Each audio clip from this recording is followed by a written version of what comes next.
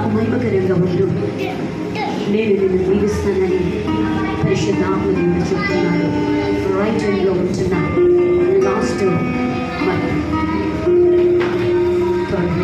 ఉంటున్న అమ్మాయిని దేవుడు చెప్తున్నాడు, ప్రభా ఉంటున్న బిడ్డలను జ్ఞాపకం చేసుకో, మా కొరకు నీవే బాగుగా ఎరిగిన దేవుడు. ప్రభా మా అంతరాత్మ, మా మనస్సు, మా సమస్తము నీవు ఎరిగిన దేవుడు. మనుషులు కాదు ప్రభా ఎరిగిన వాడు, నీవు ఎరిగిన దేవుడు. తిన్న వాక్యం చేసే దేవుడు, నన్ను చేసే దేవుడుగా వాక్యం ద్వారా మమ్మల్ని దర్శించండి, వాక్యం ద్వారా మాతో మాట్లాడండి. నీవు మాట్లాడమని ప్రార్థిస్తూ ఈ స్థితి ఆరాధన అంతట్లో తోడుగా ఉన్నందుకు ఇటువంటి నాకు చెల్లిస్తూ ముసలిగా యేసుక్రీస్తునామములో ప్రార్థన తిరిగి వెలువరించుకుంటుంది. కూర్చుంది. ఆ వాక్యం చెప్పమని చెప్పాడు. ఆల్మోస్ట్ ప్రిపేర్ అవుతుంటే దేవుడు చెప్తున్నాడు, ఆ వాక్యం కాదు కానీ నేను చెప్పేది చెప్పు, ప్రార్థన కొరకు చెప్పని చెప్పాడు. ఏదాని కొరకు చెప్పమని అన్నాడు? నన్ను చూడాలి నా మాటని. దేవాతి దేవుడు పరిశుద్ధాత్మ దేవుడు ఏమని చెప్పాడంటే ప్రేయర్ కొరకు చెప్పమని చెప్పాడు. ప్రభువా ప్రేయర్ కొరకు చెప్పమంటున్నావా అని నేను అనుకున్నాను. ఇక ఏది చెప్పాలి అనుకున్నప్పుడు దానియేలు కొరకు ఆయన ఏ విధంగా ముమ్మారు ప్రార్థన చేసి ఉన్నాడన్నది దేవుడు తెలియచేశాడు. ప్రియ సహోదరి సహోదరులారా, ప్రార్థన చాలా ప్రాముఖ్యమైనది ఎంచున్నది. ప్రార్థన ప్రతి శోధన కీడు నుండి విడుదలనిస్తుంది. ప్రతి విజయమును మనకిస్తుంది. అంతేనా? కాబట్టి ఏంటంటే దేవుడు ప్రార్థన ద్వారా శోధనలు కూడా యేసయ్య ఎదిరించి ఉన్నాడు. నా శోధన నుండి కూడా ఆయన ఏంటిది విజయమునిచ్చేవాడు, విడుదలనిచ్చేవాడు అంటున్నాడు. కాబట్టి ఓకే, దేవుడు ఈ వాక్యంలో చెప్పమన్నప్పుడు దానియేలు 6వ అధ్యాయము 11-12 వచనాల్లో చూసిన ఏంటదట? ఇట్టి శాసనము సంతకము చేయబడినని దానియేలు తెలుసుకునేను. అతడు తన ఇంటికి వెళ్ళి యథాప్రకారముగా అనుదినము ముమ్మారు ముఖాల్లోని తన ఇంటి పై గదికి కిటికీలు యెరూషలేము తట్టులకు తెరవబడి ఉండగా తన దేవునికి ప్రార్థన చేయుచు ఆయనను స్తుతించుచూ వచ్చెను. ఆ మనుషులు గుంపు కూడి వచ్చి దానియేలు తన దేవునికి ప్రార్థన చేయుటయు ఆయనను బ్రతిమాలుకొనుటయు చూసి చాలండి. చూసినట్లయితే దానియేలు ఇక్కడ ప్రార్థన జీవితము చాలా, తన ప్రార్థన జీవితం ఏ విధంగా ఉంది అన్నది దానియేలు అధ్యాయంలో మనకు తెలియజేస్తూ ఉన్నాడు. దానియేలు యథాప్రకారము ఎలా అయితే మనకు ఒక టైమింగ్స్ అనేది మనకు ఉంటుంది, ఆ టైమింగ్లో దేవుడు మన కొరకు వెయిటింగ్ చేస్తూ ఉంటాడు. ఏ టైంకి అయితే ఎర్లీ మార్నింగ్ నువ్వు ప్రేయర్ చేస్తావా, లేకపోతే ఎవరంటే పొర్నీలి వలె 3 o'clockకి ఆఫ్టర్నూన్ ప్రేయర్ చేస్తావా, లేకపోతే దావీదు వలె 7 మార్లు నీవు ప్రార్థన చేస్తావా, లేకపోతే ఎస్తేరు వలె నీవు 3 రోజులు ఉపవాసం ఉండి దేవుని ఎదుట మోకరించి ప్రార్థన చేస్తావా? బట్ నీ మీద ఆధారపడుతూ ఉంటుంది. ఇక్కడ చూసినట్లయితే దావీదు ఇక్కడ దానియేలు ప్రార్థన చేస్తున్నాడు. ఆ ప్రకారం నిజంగా చూసినట్లయితే దానియేలుకి మంచి బిరుదులు కూడా, ఆయన ఎలాంటి వాడన్నది కూడా మనం కొన్ని తెలుసుకున్నాం. ఆయన దానియేలు అతి శ్రేష్టమైన బుద్ధి గలవాడేంచున్నాడు. ఏంటిదట?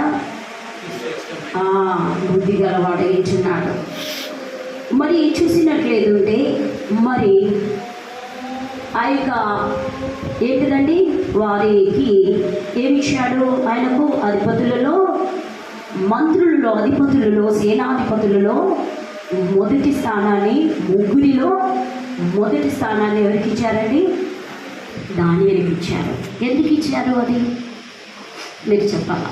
ఎందుకు ఇచ్చారు? ఏదానికి ఇచ్చారు? యథా ప్రకారం ప్రార్థన చేయడం ద్వారా. ఎవరి దగ్గర చేస్తున్నాడు? దేవుని దగ్గర మోకరించి ప్రార్థన చేస్తున్నాడు. ఆ యథా ప్రకారము ప్రార్థన చేయడం మానిపోలేదు. మనము కూడా రావడం, ఇక్కడ ఫ్రైడే ఉంటుంది, మనము దేవుడు మీకు ఒక అవకాశాన్ని, గొప్ప అవకాశాన్ని మీకు ఇచ్చాడు. మీకు ఏ టైమింగ్స్లో అయ్యగారు, అమ్మగారు మీకు ఏ టైమింగ్స్లో మీరు ప్రార్థన చేయాలని అది అయ్యగారు వాళ్ళు చెప్తారో ఆ టైంలో దేవుడు మన కొరకు వెయిటింగ్ చేస్తూ ఉంటాడు. హల్లెలూయా, హల్లెలూయా. చూస్తూ ఉంటాడు, నా బిడ్డలు వచ్చారా, నా బిడ్డలు ప్రార్థన చేస్తున్నారా అని దేవుడు ఏం చేస్తాడండి? చూడడం ప్రారంభిస్తాడు. కాబట్టి మీకు ఇచ్చిన ధన్యకరమైన భాగ్యం ఏంటంటే, దేవుడు మీకు శ్రేష్టమైన వారిని, దేవుడు పాస్టర్స్గా వారిని ఇచ్చారు. కాబట్టి మీరు ఏం చేయాలి? మీరు వచ్చి యథాప్రకారం దేవుని సన్నిధికి వచ్చి ప్రార్థన చేయడము ప్రారంభించాలి. ఆయనకి అన్ని ప్రాబ్లమ్స్ వచ్చినా కూడా ఆయన ప్రార్థనను మానేడా? చిన్న ప్రాబ్లం నీకు ఇప్పుడు ఏదైనా ప్రాబ్లం చెప్పారనుకో, నువ్వేం చేస్తావు? ఒకవేళ ప్రాబ్లము దానియేలు లాంటి ప్రాబ్లం వచ్చిందనుకో, మీరు ప్రార్థన చేయొద్దు, అసలు మీరు ఆరాధించద్దు అని అన్నారనుకో, మీరు ఏం చేస్తారు చెప్పండి? ఒకవేళ ఎవరైనా పాస్టరే కానీ ఎవరైనా సంథింగ్ చిన్న మాట అన్నారనుకో, ఓర్చుకుంటారా?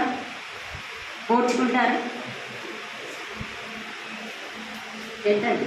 ఓర్చుకొని ఫీల్ అవుతాం. నన్నే అన్నాడని ఫీల్ అవుతుంది. దేవుడు వాళ్ళకి ఇచ్చిన వాళ్ళు గద్దింపునకు మనం లోబడినప్పుడు మనం ఆశీర్వాదం పొందుకుంటాం. హల్లెలూయా, హల్లెలూయా. చూడండి, 30 days ఏం చేశారండి? దేవుని యుద్ధనైనను మానవుని యుద్ధనైనను ఏమనివి చేయకూడదు అని చెప్పారు.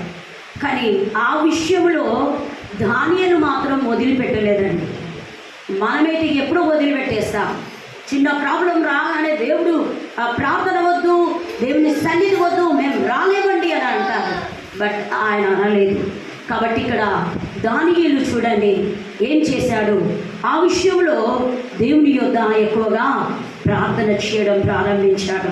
దానియేలు ఆ యొక్క శాసనము రాయబడిన సంగతి తెలుసుకునేటప్పుడు తన ఇంటికి వెళ్ళి యథాప్రకారం, నేను ఇప్పుడు చెప్పినట్లే యథాప్రకారము ప్రార్థన చేయడం ప్రారంభించి చూడండి, మరి కిటికీ వైపుకు తెరిచి మరి మునుపటి వలె దినములు ముమ్మారు ప్రార్థన చేయడం ప్రారంభించాడు. ఆ శాసనము జారీ చేసినా కూడా ఆ శాసనానికి ఏంటండి, ఏం చేశాడు? భయపడలేదు. ఎందుకని అంటే ఆ శాసనానికి భయపడకుండా ముమ్మారు ప్రార్థన చేయడం ప్రారంభించాడు. ఇంకొక మాట, నాకు ఇష్టం ఏంటంటే, నేను చిన్నప్పటి నుండి దేవుని సేవ చేయడము, ప్రార్థన చేయడము ప్రార్థన చేస్తున్నాడు. దేవుడు నన్ను ఎన్నుకున్నాడు. అయితే ఏమిటంటే, నేను చేస్తున్న సమయంలో నేను వెళ్ళేదాన్ని ఎంచున్నాను. ఏంటి, ప్రేయర్స్కి వెళ్ళేదాన్ని ఇస్తుంది అని నేను ఆమెను పంపించిన తర్వాత మా అన్న కోపం చేసిన తర్వాత మా రెండో గన్న, మా చిన్న, మా పెద్దన్న వీళ్ళందరూ ముగ్గురు ఉన్నారు. ఒక్కొక్క రూమ్స్ ఉంటాయి కదా. వాళ్ళు ఎక్కడికి పోయినామని మా అన్నాను, మా చిన్న అన్న ఎక్కడికి పోయినా ప్రేయర్ వెళ్ళినా, నేను వెళ్ళి వచ్చాను అంటే టైం ఎంత చెప్పు అన్నాను. 9 అవుతుంది అని నేను అన్నాను. ఏంటంటే నువ్వు ఎందుకు పోవాలి, ఏదైనా ఉంటే పొద్దుగా మార్నింగ్ వెళ్ళాలి, నువ్వు పోవద్దు అని చెప్తే నేను ఆ స్పిరిట్లో ఏమని చెప్తాను, నేను తప్పకుండా వెళ్తాను, నువ్వు నన్ను కొట్టినా వెళ్తాను, నువ్వు నన్ను ఏమన్నా కొట్టినా తన్నినా వెళ్తాను, నాకు దేవుడు అంటే ప్రాణం. హల్లెలూయా హల్లెలూయా. అంటే మా అన్నయ్య అన్నాడు, అంటే మా భాషలో ఓరి నీ సంగతి చెప్తా ఆగా అనుకుంటా పుట్ట నీకు వస్తే నేను మా అన్న పుట్టకముందే నేను అరిచి వరకు ఇంట్లోకి వెళ్ళి అన్న వచ్చిండు, వాళ్ళకి వెళ్ళి పెద్దన్న వచ్చిండు, ఇంట్లోకి వెళ్ళి రెండో అన్న వచ్చి ఏదిరా చెల్లెని ఏమంటాను అంటే ఇగో ఇక డ్రెస్సునట ప్రార్థనకు వెళ్తుందట. ఎందుకు వెళ్ళాలి ప్రార్థనకు ఎందుకు వెళ్ళాలంటే పొడి రాదురా ఏంటిరా ఎందుకంటారు ప్రార్థనే కదరా, ప్రార్థనకు పోయి వచ్చింది కదరా అని మా అన్నయ్య అన్నప్పుడు, అయితే ఆయన అనకముందు నేనేం చేశానంటే తల బాదుకుంటున్నాను. అలాంటి ఆ ఏజ్లో ఉంటుందా మీకు? ఇక నేను అలా ఒట్టిగానే బాదుకుంటున్నాను. మా అన్న కొట్టకముందే నేను అలా చేస్తున్నాను. నేను సచ్చినా కానీ దేవుని మాత్రం వదిలిపెట్టను, నువ్వు నన్ను సంపు అనగానే ఆ ఇంటి పక్కలు వాళ్ళు వీళ్ళందరూ చేసిండు. ఏమైంది అమ్మా ఏమైంది అని అంటే ఇగో మా అన్న ప్రార్థన పోవద్దంటే ఇక 2 అన్నలు వచ్చి ఒడి నగర ఎందుకు కోమకం నొలుపులేవు అని చెప్పినట్టే పిచ్చి, అలాంటి పిచ్చి ఉండాలి. దేవుడిని మనము స్తుతి ఆరాధన చేసేటప్పుడు, పాటలు పాడేటప్పుడు కానీ, మనము దేవుని యొక్క సన్నిధికి వచ్చేటప్పుడు కానీ ఆ విధంగా దేవుని దగ్గర ఒప్పందం చేసుకొని, ప్రభా ఈ దినమున నాతో ఏం మాట్లాడాలనుకుంటున్నా, నీ యొక్క సేవకుల్లో ఉండి, నీ సేవకురాల్లో ఉండి ఏం మాట్లాడాలనుకుంటున్నావు ప్రభువా, నాతో మాట్లాడు, నువ్వు నన్ను దర్శించు ప్రభువా అని ఆ విధంగా మనము దేవుని యొక్క సన్నిధికి రావడం ప్రారంభించాలి. అలా దానియేలు కూడా యోసేపు యొక్క యథార్థతను దేవుడు చూశాడు. యోసేపు యొక్క ప్రార్థన జీవితాన్ని చూశాడు. ఇప్పటి కాలంలో యవనస్తులు ఎలా ఉన్నారో చెప్పండి. మరి చూడండి, ఆ యవనస్తుడు ఎన్ని ప్రాబ్లమ్స్ వచ్చినా ఫేస్ చేసుకొని ఉన్నాడు. అతడు నిలవబడి ఉన్నాడు. అందుకోసమే ఆ యొక్క రాజ్యంలో ఏమిచ్చాడండి, తనకి ఏమిచ్చాడు, ఒక స్థానాన్ని దేవుడు అతనికి అనుగ్రహించి ఉన్నాడు. నీకు కూడా ఒక స్థానము నీకు కావాలి అని అంటే నువ్వు యథాప్రకారం ప్రార్థన చేయడము ప్రారంభించాలి. నీకు ఒక మంచి ఆనర్ కావాలి అని అంటే దానియేలు వలె, ఒక ఎవరండి మరి యోసేపు వలె, ఒక మోషే వలె నువ్వు ప్రార్థన చేయడం నేర్చుకోవాలి. ఆడపిల్లలు అయితుంటే, ఆడవాళ్ళు అయితుంటే ఒక ఎస్తేరు వలె, ఒక దెబోరా వలె ప్రార్థన చేయడం నేర్చుకోవాలి. కాబట్టి ఇక్కడ చూసినట్లేదంటే నీకు ఇక్కడ మరి ఏంటిదండి, దానియేలు విశ్వాసమును మరి ఏంటిదండి పరీక్షింపబడి ఉన్నది. నీ విశ్వాసము నా విశ్వాసాన్ని కూడా దేవుడు పరీక్షిస్తూ ఉంటాడు. నా బిడ్డ కరెక్ట్గా నిలబడుతుందా? ఈ శ్రమ వస్తే, యోబుకు శ్రమ వచ్చి ఉన్నదండి, యోబుకు శ్రమ వచ్చి ఉన్నది. ఆ శ్రమల్లో చివరికి భార్య కూడా ద్వేషించి వెళ్ళిపోయి ఉన్నది. ద్వేషించి వెళ్ళిపోయినా కూడా మరి ఏంటండి, దేవుని వైపు చూశాడు కానీ మనుషుల వైపు చూడలేదు. నీవు నేను కూడా దేవుని వైపు చూడాలి కానీ మనుషులను లక్ష్య పెట్టిన ఎడలా నీవు దేవుని లక్ష్య పెట్టువాడు కాదు. హల్లెలూయా హల్లెలూయా హల్లెలూయా. పరిశుద్ధాత్మ దేవుడు మనతో మాట్లాడుతున్నాడు. నీవు ఆయన దేవుణ్ణి లక్ష్య పెట్టాడు కాబట్టి 2 ఆశీర్వాదం వచ్చింది. ఏంటండి, ఎన్నంతలుగా వచ్చింది యోబుకు? చెప్పగలుగుతారా చెప్పండి. ఎన్నంతలు వచ్చింది? 2 ఆశీర్వాదం వచ్చింది. నీకు నాకు కూడా 2 ఆశీర్వాదం రావాలంటే నీ విశ్వాసాన్ని పరీక్షిస్తూ ఉన్నప్పుడు నీవు చెడియకూడదు. నీకు కష్టాలు వస్తున్నప్పుడు నీకు ఒక ముళ్ళు పెడతాడు దేవుడు. మనకు ఆ ముళ్ళుని ఏం చేయాలి? జయించుకుంటూ వెళ్ళాలి. అంతే తప్ప నాకు ఈ ముళ్ళు పెట్టాడు కదా, ఇక నాకు వద్దు, నాకు ఏదొద్దు ప్రభా, నేను చేయను, ప్రార్థన చేయను, నేను చర్చ్కి వెళ్ళను, నేను మరి ఏంటిది నేను అసలే వెళ్ళను అని నువ్వు అనుకోకూడదు. నీ విశ్వాసాన్ని పరీక్షిస్తున్నాడని నువ్వు అనుకో. నీ విశ్వాసాన్ని పరీక్షిస్తున్నాడని నువ్వు అనుకో. ప్రియ సహోదరి సహోదరులారా, ఇక్కడ ఇతనిది ఏంటట మరి చూడండి, ఆయన విశ్వాసాన్ని పరీక్షింపబడి ఉన్నది. మరి దానియేలు వ్యతిరేకంగా కుట్రగా జరిగి ఉన్నది. ఏంటిదండి 6వ అధ్యాయంలో మీరు చదవని అవసరం లేదు కానీ నేను చెప్తున్నాను. 6వ అధ్యాయము దానియేలు 6వ అధ్యాయము 4-5 వచనాల్లో ఏంటిదండి, శత్రువులు ఎనిమి అతని మీద కుట్రపడి ఉన్నారు. ఎందుకనంటే ఇతడు ఏంది శాసనానికి వ్యతిరేకంగా జీవిస్తున్నాడు, మేము పెట్టిన శాసనానికి వ్యతిరేకంగా జీవిస్తున్నాడు. ఎందుకు అని అతనిని ఏంటండి మరి కుట్ర పొంది ఉన్నారు. కానీ ప్రియబిడ్డలారా, అతడు తప్పులు వెనకాలని చాలామంది దేవుని బిడ్డలు ఎదుగుతూ ఉన్నప్పుడు కానీ దేవుళ్ళు ఉంటున్నప్పుడు కానీ ఏంటంటే మన తప్పులను చూస్తూ ఉంటారు, వెతుకుతూ ఉంటారు. ఏంటిది, వీళ్ళు వెళ్తున్నారు కదా, మా దగ్గర చాలా ఎక్కువగా నీళ్ళు వస్తూ ఉంటారు. ఏంటంటే వారికి ఏదైనా అందుకోసమే దుప్పి నీటి వాగుల కొరకు దేవా ఏంటిది ఆశపడుచున్నట్లు నా ప్రాణము నీ కొరకు ఆశపడినట్లుగా ఏంటిదండి అన్ని జనులలో ఏంటిదట, మీరు 42వ కీర్తన చదవండి, ఒక్క నిమిషము అది చదవండి. దుప్పి నీటి వాగుల కొరకు దేవా నా ప్రాణం ఆశపడుచున్నట్లు మరి ఏంటిదండి చదవగలుగుతారా ప్లీజ్? దుప్పి నీటి వాగుల కొరకు ఆశపడినట్లు దేవా నీ కొరకు నా ప్రాణము ఆశపడుచున్నది. ఎవరి కొరకు ఆశపడి రావాలి? పాస్టమ్మ కొరకు. పాస్టర్ దేవుడు వారిలో ఉండి నాతో ఏం మాట్లాడతాడో, ఏమని మాట్లాడుతుందో అనుకొని ఆ విధంగా దుప్పి ఏ విధంగా వాటర్ కొరకు వెళ్ళి ఆ యొక్క ఏంటిదండి అక్కడికి వెళ్తుందో నీవు కూడా ఆశతో దేవుని యొక్క సన్నిధికి రావడం ప్రారంభించాలి. చూడండి, ఈయనను పరీక్షించి విశ్వాసాన్ని పరీక్షించి ఉన్నారు. శత్రువులు అతని తప్పును వెతకడానికి ప్రయత్నం చేస్తున్నారు.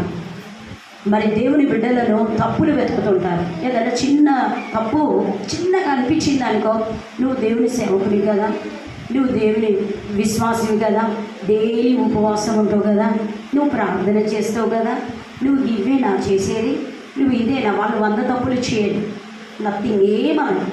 వాళ్ళు 100 తప్పులు చేస్తే మరి ఏంటిదండి, దేవుని బిడ్డలు ఒక్క తప్పు చేస్తే దాన్ని వెతుకుతూ ఉంటారు. ఏది చెప్పండి, ఒక్కసారి ఆలోచించారా? 100 తప్పులు ఎక్కడ, చిన్న తప్పు ఎక్కడ? ఒక్కసారి ఆలోచించాలి. కాబట్టి ఆయనను తప్పును వెతుకుతున్నారు. ఎవరండి? ఎనిమీస్. ఎవరు? శత్రువులు వెతుకుతున్నారు. కాబట్టి ప్రేమిట్లారా, వెతికిన కానీ కనుగొనలేకపోయినారు. హల్లెలూయా, చప్పట్లు కొట్టి దేవుని మేంపడతాం. వెతికిన కానీ కనుగొనలేకపోయారు. ఎందుకండి? ఆయన యథార్థంగా ప్రార్థనలో ఉన్నాడు కాబట్టి, దేవుని బిడ్డ కాబట్టి. ఆ దర్యావేషు రాజే అతని కొరకు ఉపవాసం ఉండి ప్రార్థన చేస్తున్నాడు కాబట్టి. ఒక్కసారి ఆలోచించండి, తప్పు వెతకాలన్నా దేవుని బిడ్డలకు తప్పు దేవుడు దొరకనీయడు. కాబట్టి దొరకనీయడని తప్పు చేస్తూ ఉండకూడదు. అది కూడా ఏంటండి, దేవుని బిడ్డలు బిలీవర్సే కానీ ఎవరైనా కానీ మేమే కానీ మీరే కానీ తప్పు అని కదా, తప్పు దొరకలేదు కదా అని తప్పు చేయకూడదు. అది ఇంకా పెద్ద తప్పు. కాబట్టి దాన్ని తప్పు కానీ దొరకలేదు, కానీ మనము దేవునికి నమ్మకంగా జీవిస్తే. ఎవరికి నమ్మకంగా ఉండాలి? ఎవరికి నమ్మకంగా ఉండాలండి? దేవునికి నమ్మకంగా జీవించాలి. దేవునికి నమ్మకంగా జీవిస్తే మరి ఏంటిదండి, పరీక్షలు వచ్చినా ఏంటిది, వాటి నుండి దేవుడు విడుదలనిస్తాడు. చిన్న రెఫరెన్స్ మనం చూస్తాము. తిమోతి 2వ తిమోతి 3వ అధ్యాయం 12వ వచనం తీయవలసిన ప్రభు నీకు స్తోత్రాలు. ఈ యొక్క నాదన్ని ప్రభా, ఈ యొక్క ప్రార్థన ప్రేయర్స్, ఈ ప్రేయర్ టవర్ను నాదన్ని దీవించి ఆస్వాదించమని ప్రార్థిస్తున్నాను. ఇక్కడ నాదన్ని పాటలు పాడుతున్న బిడ్డలు, మ్యూజిక్ ప్లే చేస్తున్న బిడ్డలు, నాదన్ని ప్రభా నేను ఆరాధి ప్రతి ఒక్కరిని నా తండ్రి దీవించి ఆస్వాదించమని ప్రార్థిస్తున్నాను. నా తండ్రి మోషకు తోడుగా ఉన్న దేవా, నీ సేవకునికి నీ బిడ్డలకి తండ్రి తోడుగా ఉండమని ప్రార్థిస్తున్నాను. నా తండ్రి ప్రభు నీకు వందనాలు. నీవు అభిషేకించిన నీ కుమారుణ్ణి నా ప్రభా బహుగా వాడుకోమని ప్రార్థిస్తూ ఈ అవకాశం నాకు అనుగ్రహించి